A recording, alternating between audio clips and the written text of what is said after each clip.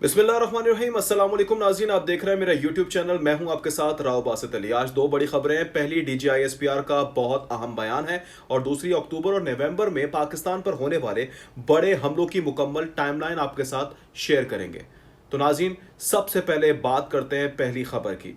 तो पाकिस्तान ने अफगानिस्तान के अंदर कोई हमला नहीं किया है, वाज़े बताया गया है। DGISPR लेफ्टिनेंट जनरल अहमद शरीफ चौधरी ने आज साफ अल्फाज में कहा है, पाकिस्तान ने अफगानिस्तान के अंदर कोई कार्रवाई नहीं की है। इनका कहना था कि पाकिस्तान खुफिया ऑपरेशन नहीं करता है, अगर कोई कार्रवाई करता है तो सबके सामने बाकायदा ऐलान किया जाता है। उन्होंने कहा कि पाकिस्तान का मसला सिर्फ दहशतगर्द ग्रोहों से है, पाकिस्तान की अफगान अवाम से कोई दुश्मनी नहीं है, वाज़े बताया गया। लेकिन अगर सरहद और शहरियों पर हमले होंगे तो पाकिस्तान जवाब भी देगा।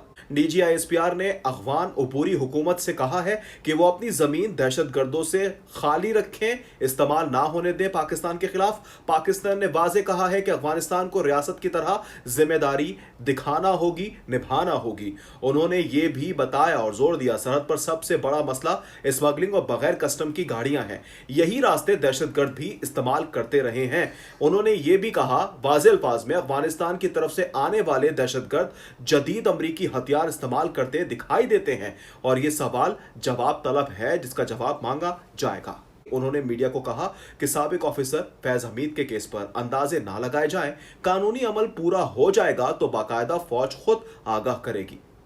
नाज़रीन, अब बात करते हैं दूसरे हिस्से की। तो पाकिस्तान में अक्टूबर और नवंबर के बड़े हमलों की टाइमलाइन आपके साथ शेयर करेंगे। 1 अक्टूबर कोयटा धमाका हुआ। कोयटा में FC हेडक्वार्टर के बाहर खुदकुश धमाका रिपोर्ट हुआ, जिससे शहर दहल गया।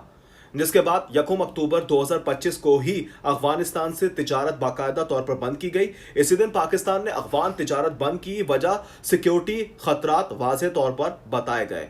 जिसके बाद 11 अक्टूबर को भी एक वाकया रुनुमा हुआ। खैबर पख्तूनख्वा में कई हमले रिपोर्ट हुए। चेक पोस्टों पर एक ही दिन में फायरिंग के वाकयात और दस्ती बम हमले हुए, जिनमें जानी नुकसान भी रिपोर्ट हुआ। 11 अक्टूबर को पाक अफगान सरहद पर मजीद झड़पें भी रिपोर्ट हुई। इसी रोज सरहद पर भी शदीद लड़ाई हुई, हालात मजीद तनाव का शिकार हो गए। 24 अक्टूबर हंगू में पुलिस वैन को निशाना बनाया गया, पुलिस अफसरान शहीद कर दिए गए।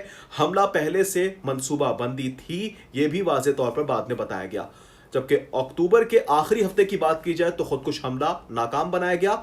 4 खुदकुश हमला आवर चौकी में घुसने से पहले मार दिए गए। 23 अक्टूबर तिजारत जुज़वी तौर पर बहाल की गई, कुछ ट्रकों को गुजरने दिया गया मगर हालात मुकम्मल बेहतर ना हो सके और 25 अक्टूबर से बाकायदा तौर पर तिजारत दोबारा गैर मुअय्यना मुद्दत के लिए बंद करने का ऐलान कर दिया गया। चंद दिन बाद पाकिस्तान ने तिजारत फिर से बंद कर दी। नवंबर में हमले मजीद बढ़ गए हैं। 10 नवंबर वाना कैडेट कॉलेज पर हमले की कोशिश की गई, फायरिंग और धमाका किया गया मगर फोर्सेस ने तमाम कैडेट्स को बचा लिया। तकरीबन 550 कैडेट से जिन्हें बचाया गया, एक और सानिया एपिस से बचा लिया गया कौम को। 11 नवंबर इस्लामाबाद अदालत के बाहर खुदकुश धमाका रिपोर्ट हुआ और बताया गया जिले अदालत के दरवाजे पर खौफनाक धमाका हुआ, जिसमें कई अफराद जाबहक भी हुए। जिसके बाद 24 नवंबर 2025 पेशावर में FC हेडक्वार्टर पर बड़ा हमला हुआ। 3 हमलावर आए, जिसमें से धमाके भी हुए, फायरिंग भी हुई। कई घंटों तक मुकाबला जारी रहा, जिसमें से बताया गया मरकजी गेट पर एक खुदकुश हमलावर ने अपने आप को धमाके से उड़ा दिया। यह हमला भी बाकायदा तौर पर नाकाम बनाया गया। 2 महीने में बहुत कुछ हो चुका है नाज़रीन। ये थी आज की 2 सबसे बड़ी खबरें। एक तरफ DGISPR का अहम पैगाम और दूसरी तरफ अक्टूबर और नवंबर के वो हमले जो पाकिस्तान के लिए बड़ा खतरा साबित हो रहे हैं। हम आपको इस तरह की मजीद खबरें देते रहेंगे। अल्लाह पाक पाकिस्तान को महफूज रखे। पाकिस्तान जिंदाबाद।